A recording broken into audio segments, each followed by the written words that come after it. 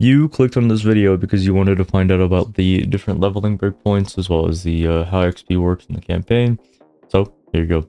These are the levels that you should be at different points in the campaign. I thought that I would maybe potentially put this behind 10 minutes of garbage and information and make it hard to find, but here you go. Here are the leveling breakpoints. I'm going to talk a little bit about why you'd want different points at different sections of the campaign, so let's get into that. You always want to be at least level 4 when you kill Hail Rake. This is because the Quicksilver requires level 4, and the gems that you get for the quest require level 4, things like Frostblink or Dash. For Brutus, you want to be at least level 8. This is because there are a lot of support gems at level 8 that you can equip, things like Add Lightning or Combustion. On top of that, at level 7, you get the first decent passive point for a lot of the leveling builds, things like Ballistics or Trickery. At level 8, as long as you've killed Dweller of the Deep, you are able to get the passive point after that, things like Aspect of the Egil or Elemental Focus, and those will help your DPS. For Merveil, you want to be at least 11.5. This is because a lot of gems level up at this point, though I typically recommend level 12. This is because a new life and mana class become available at this point. On top of that, you can get new gems at level 12. If you're level 13, this is perfectly fine, just don't do anything over that. For Fiddleitis, I recommend at least level 14, at most level 15. This is just to ensure that your XP for the next breakpoint is in order. For Weaver, level 16 is just about mandatory at the very least. This is because you get things like Heralds, Skitterbots, and a myriad of other useful gems like Blood Rage. On top of that, being at level 16 just ensures that you're as powerful as possible going into the boss. For Fall Oversoul, I'd recommend at least level 20. This will give you a bunch of different gem level ups, and it'll also make sure that you meet all the XP requirements in Act 3. If you end up being level 22, this is perfectly fine, it just means that you get to kill less in Act 3. It's time we explain something. You can be 3 levels under a zone and receive 0 XP penalty. Every 16 levels, this gap can increase by 1. One thing that's really important to note is that this XP penalty is a very small one if you win an additional level. And you'll notice that you fall off pretty hard. What this means is that if we are level 24, we could be in a level 28 zone with no penalty, and a level 29 zone with a very, very slight penalty of about 5%. This is really important because it means that you have to enter docks at least level 24, and if you're anything underneath that, you're going to receive substantially less XP.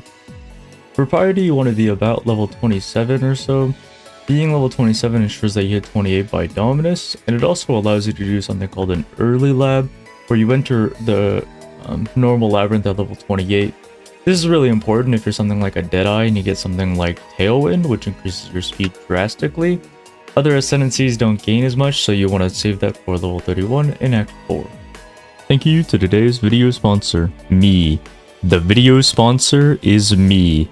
If you're watching this video when it goes up, go to twitch.tv/TechDeckKiller. I'm live right now. You can ask any question you want and I'll answer it. There's a 50-50 shot. I'll either answer with a correct answer or your mom joke. Log in, dude. Back to the video. Act 4 builds upon a lot of what we already know about how XP works, especially regarding hitting level 32. It's super important that you hit 32 before you go on to the Comb and Duresso zone.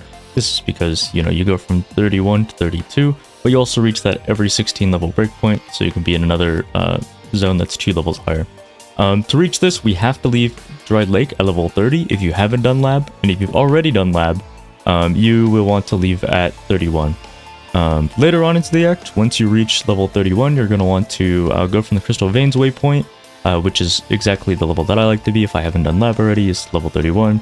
Go from Crystal Veins waypoint and go to lab right now. At the end of the act, you want to be about level 35 at Malachai or so, and that'll be good for Act 4. So Acts 5 through 8 are actually super simple. Provided that you were level 35 in Act 4, you need to hit at least level 40 in Chamber of Innocence before you go fight Avarius. And then once you do that, you should be good for all the way up until Blood Aqueducts. If you feel weak or you're not confident in your leveling, you could level to 42 in Chamber of Innocence. Anything over than that is pretty overkill. Unless you're playing hardcore, then I guess if you wanted to be safe, you could kill more. So Act 9 is pretty simple as well. You want to enter Blood Aqueducts, which is the first zone of the act, at level 54. And you'll leave depending on what kind of build you're playing. So if you're playing a really strong build that can enter maps really quickly and do really well, then you want to leave level 58.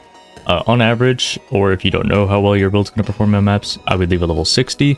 And if you're playing something that's kind of weak or might need a little bit of extra currency or gem levels or character levels, I would leave around 62. Anything over than this is definitely overkill, because you can think of like maps as a sort of blood aqueducts but with item quantity attached to it, and you want to start stacking up map progression as fast as possible. Thank you for watching my video. This took a lot longer than anticipated. Log in to twitch.tv/tacticular.